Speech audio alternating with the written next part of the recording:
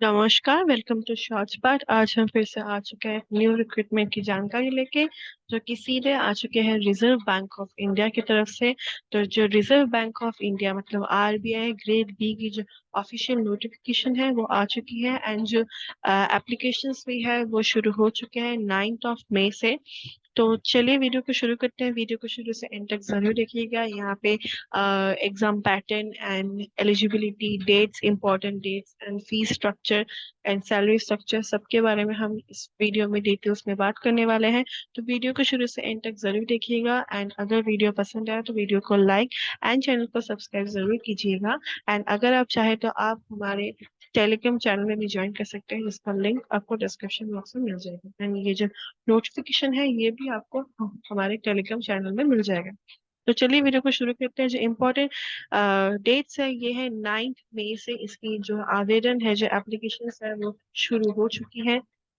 And candidates are required to apply online only through the bank's website www.rbi.org.in. No other mode for submission of application is available. आपको यहाँ पे सिर्फ और सिर्फ online ही application form fill up करना है।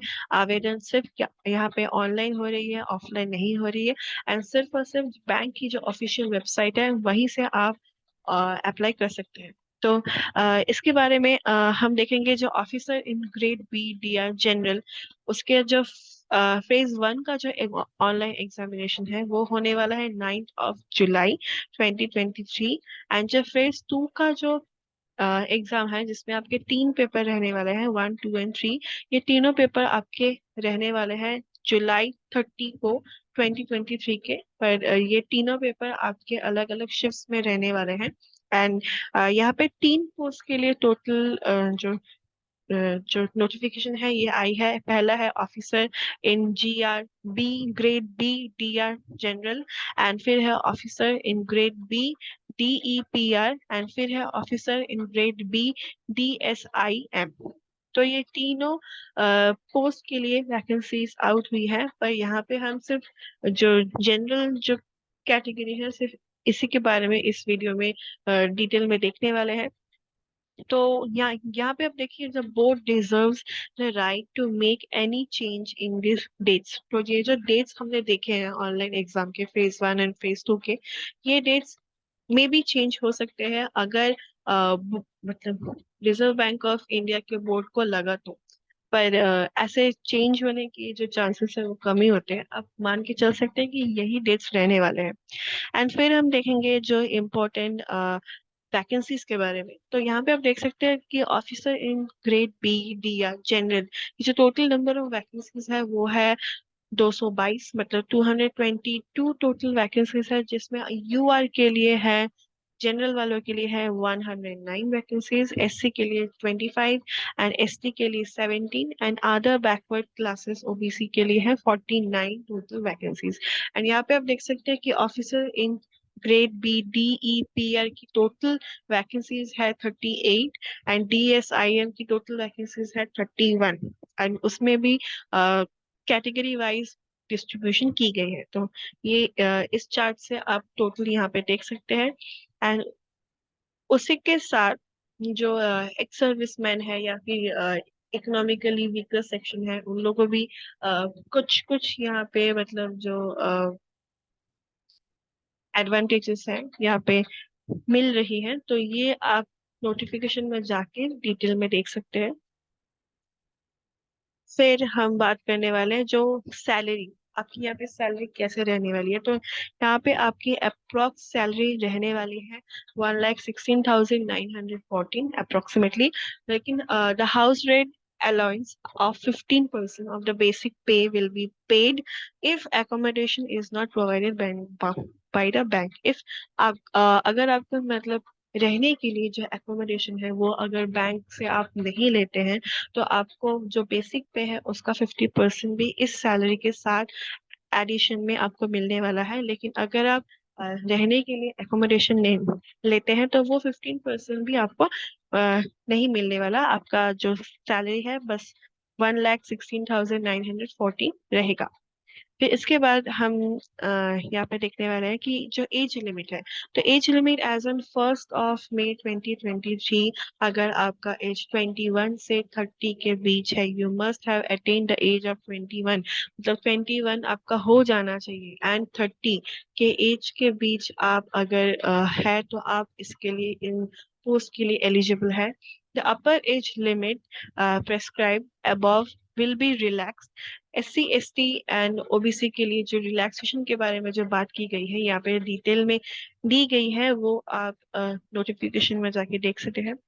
And इसके बाद बात करेंगे क्वालिफिकेशन की, तो जो minimum educational qualification age on May 1 2023 यहाँ पे दी गई है कि officer in grade B D या जनरल के लिए ग्रेजुएशन कंपलसरी है in any discipline, equivalent technical और प्रोफेशनल क्वालिफिकेशन भी चलेगा, या फिर आपने किसी भी मतलब डिसिप्लिन में कोई भी ग्रेजुएशन की हो तो आप इस पोस्ट के लिए एलिजिबल है एंड अप्लाई कर सकते हैं।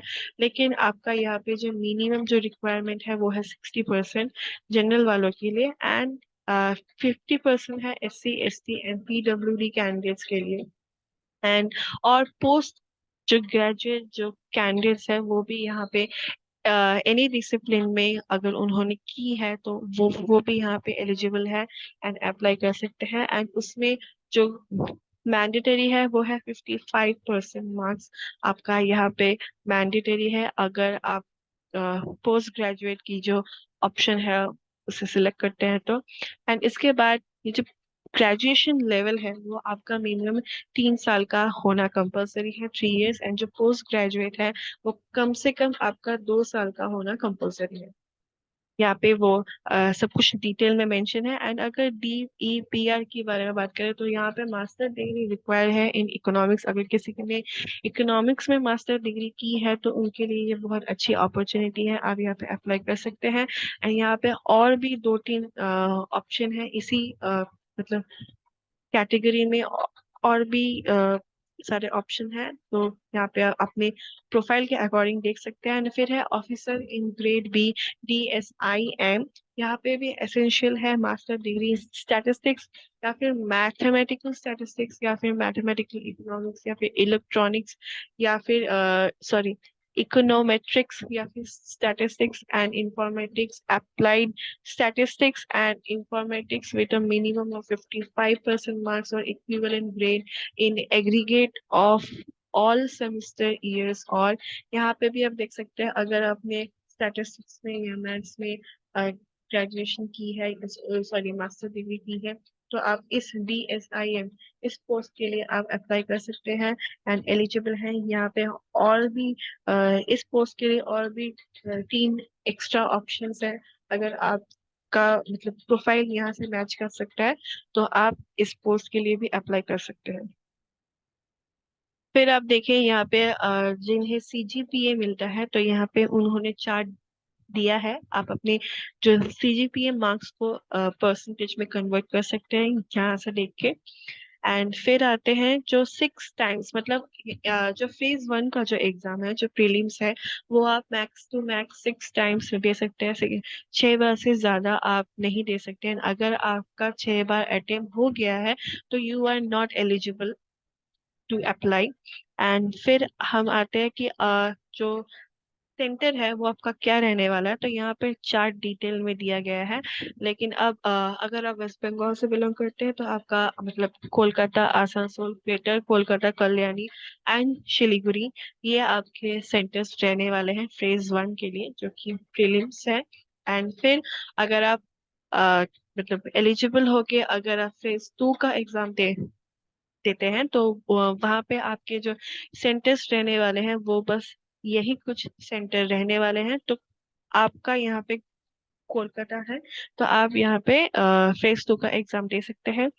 एंड उसके बारे में बात करेंगे एप्लीकेशन फीस के बारे में, तो यहाँ पे आप देख सकते हैं कि जो जनरल वालों के लिए है या फिर इकोनॉमिकल वीकर सेक्शन के लिए या फिर OBC के लिए यहाँ पे अमाउंट है 850 plus 18% GST। And ST SC या PWBD के लिए यहाँ पे इंटीमेशन चार्जेस ही सिर्फ लिया जाएगा, कोई एप्लीकेशन फीस यहाँ पे नहीं ली जाएगी, जो कि है सिर्फ 100 rupees plus 18% GST। And staff, यहाँ पे स्टाफ के बारे में बात करें तो RBI का ऑलरेडी एम्प्लॉय है, तो वो अगर यहाँ पे अप्लाई करते हैं तो उनके लिए कोई भी फीस रिक्वायर्ड नहीं है, चाहे वो एप्लीकेशन फीस हो या फिर इंटीमेशन चार्जेस हो। फिर आपको मतलब पता ही है कि यहाँ पे आप सिर्फ और सिर्फ ऑनलाइन अप्लाई कर सकते हैं उनके वेबसाइट पे जाके, या पे नोटिफिकेशन में वेबसाइट डिटेल्स एंड कैसे आपको अप्लाई करना है वो भी डिटेल में दिया गया है।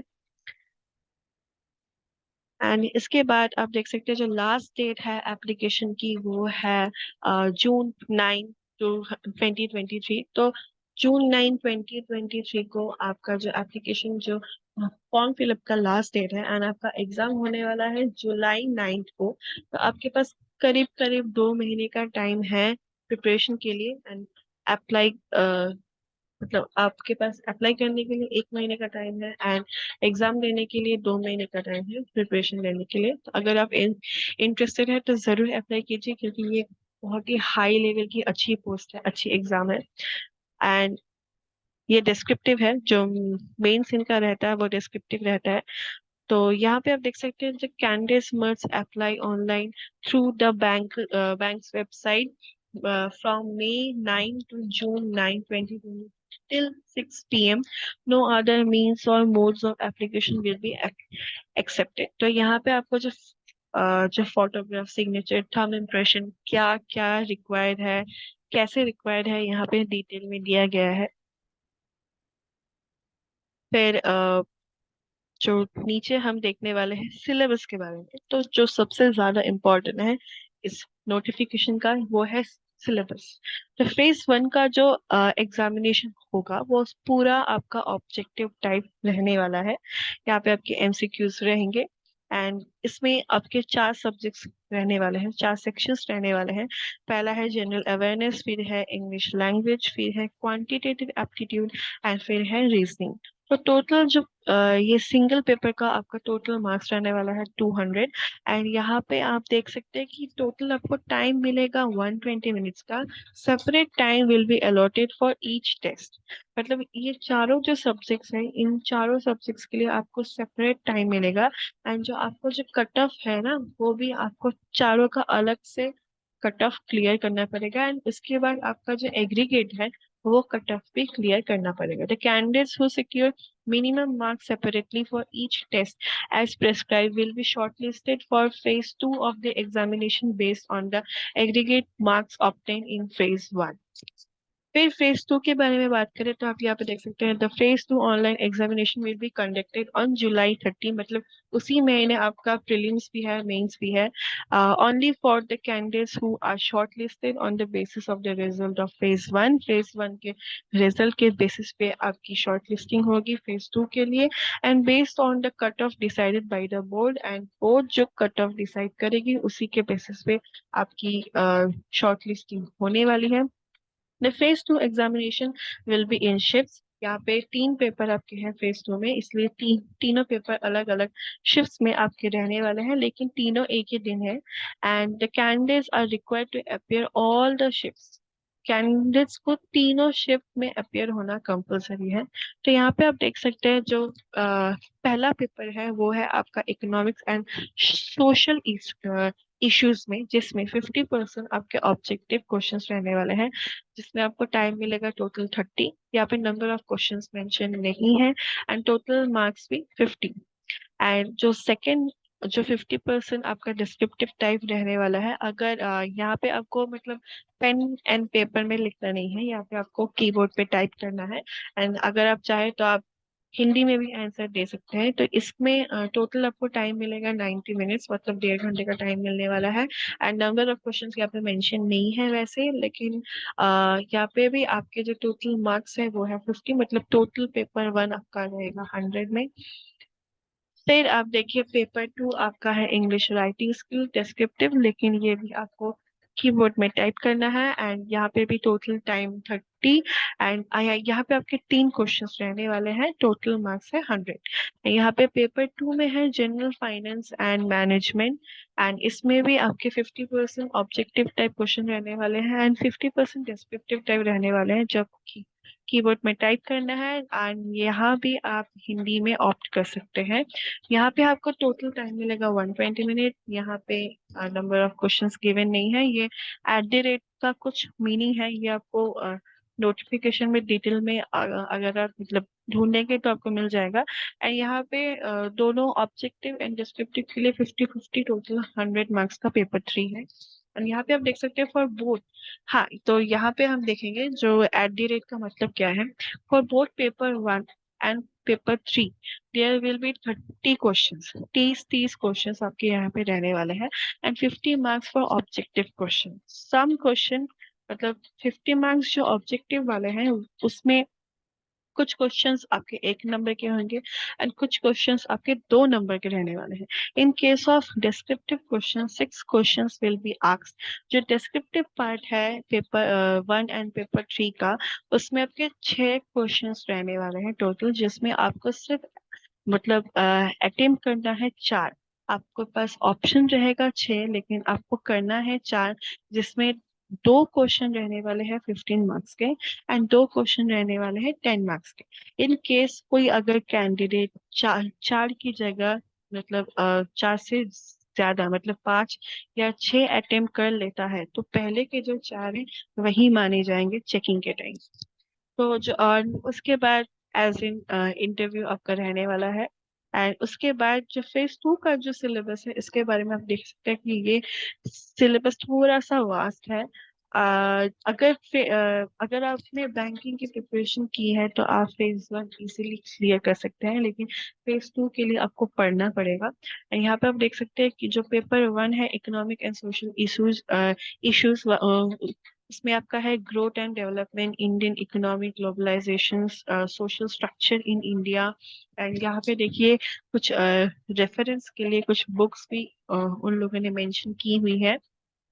एंड फिर आपका पेपर 2 में इंग्लिश, जिसमें आपका मतलब देखा जाएगा कि आपकी जो राइटिंग स्किल्स है including expression and understanding of the topic आपकी कैसी है, वो जज करने के लिए ये पेपर है। एंड फिर है पेपर 3 जो जिसमें आपका रहने वाला है जनरल फाइनेंस एंड मैनेजमेंट। यहाँ पे जो फाइनेंशियल जो सिस्टम्स के जो चैप्टर्स हैं, जो फाइनेंशियल जो मार्केट है, कुछ जनरल जो टॉपिक है, इनके ऊपर आपके क्वेश्चंस आने वाले हैं। तो अगर आपको ये वीडियो पसंद है तो वीडियो को लाइक जरूर कीजिएगा। एंड ये जो पोस्ट है तो बहुत ही अच्छी पोस्ट है। एंड अगर आप ऑलरेडी किसी बैंक में काम करते हैं या फिर मतलब आपकी प्रिपरेशन बहुत अच्छी है, अपना 2-3 साल से इसके लिए प्रिपेयर है, तो इस एग्जाम को आप जरूर मतलब दीजिए। एंड ये जो डिस्क्रिप्टिव पार्ट है ये तो थोड़ा सा टफ है, ये आपको अलग से पढ़ना पड़ेगा। एंड टाइम है आपके पास, 2 महीने का टाइम है, तो अगर आप इंटरेस्टेड हैं तो जरूर अप्लाई कीजिए। आज के लिए बस इतना ही। Thank you so much.